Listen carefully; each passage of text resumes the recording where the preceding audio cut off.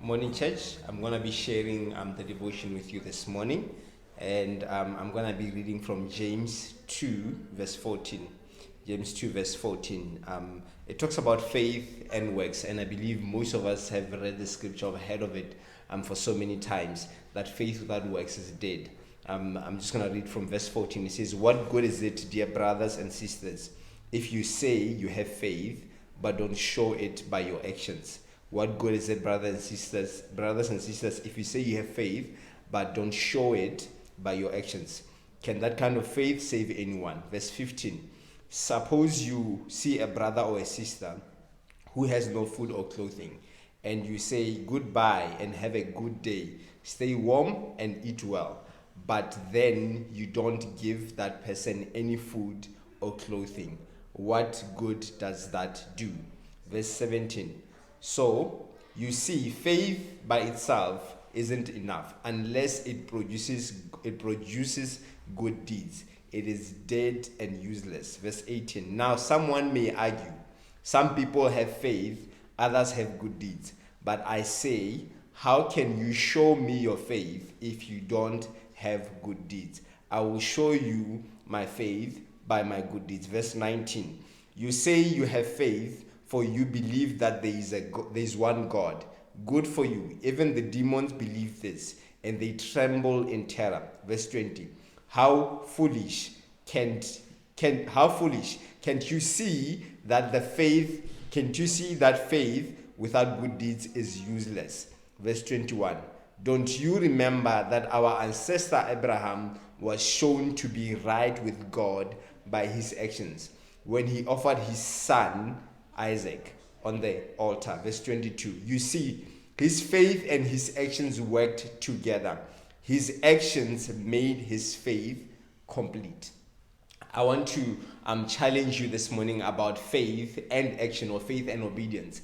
I believe we've been talking so much about faith for the past few weeks, and one of the things that we've really been highlighting in this discussion, or in the devotions, in the sermons, is that what has God been saying to you?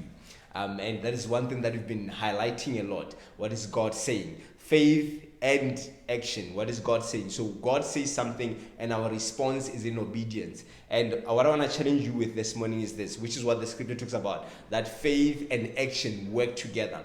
Faith and obedience, faith and responding in action work together. You cannot say you have faith and you don't respond. Imagine if Abraham said, "God, I hear you. I believe what you're saying. I believe that you have good plans for me. I believe in your promises." But he did not respond by taking a step and doing what God has said that he should do. And for you to grow and to build an unwavering faith, there has to be a willingness to obey what God is saying. There has to be a willingness to step out from your comfort zone and do what God is saying. And sometimes it can be a simple thing, as God saying to you, call this person, as God saying to you, say this to this person, or walk to somewhere, and you don't do it.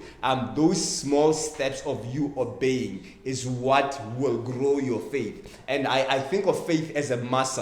Unless you exercise a muscle, you won't grow. And sometimes, even when you exercise a muscle, there is the pain that comes with exercising the muscle. Where sometimes when you step out in faith to do something, there's the pain that comes with it. Sometimes the pain is the fact that it's actually, you get rid of self-preservation, and you think of what God has said you should do, and you do it, even if it means you stepping out of your comfort zone, even if it means you stepping out of what you want. Sometimes the step of obedience is what will grow your faith. And the small steps, such as you saying what God says you should say, doing what God says you should do, is what grows our faith, is what will grow our faith to a point where God tells you, do something bigger. You can be able to actually respond in obedience. And I think of Abraham, had he not first left where God has said he should leave, and to go where God had said he should go. I'm imagining when God has said to him, "Abraham, sacrifice your son." I think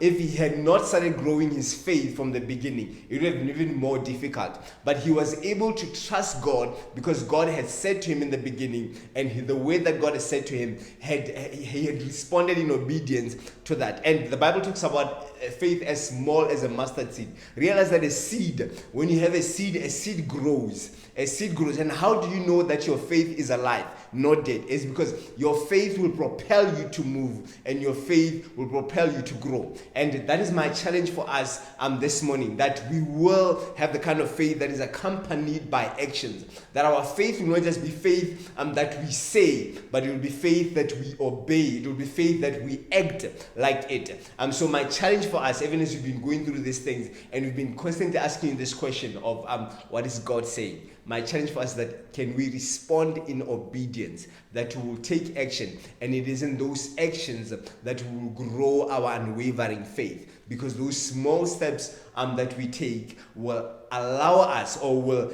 help us later on to be able to take big steps, because in those steps that we take, we yield big results. Abraham's obedience to leave his father's house yielded a whole generation of faith. A whole generation was changed because of one man's obedience.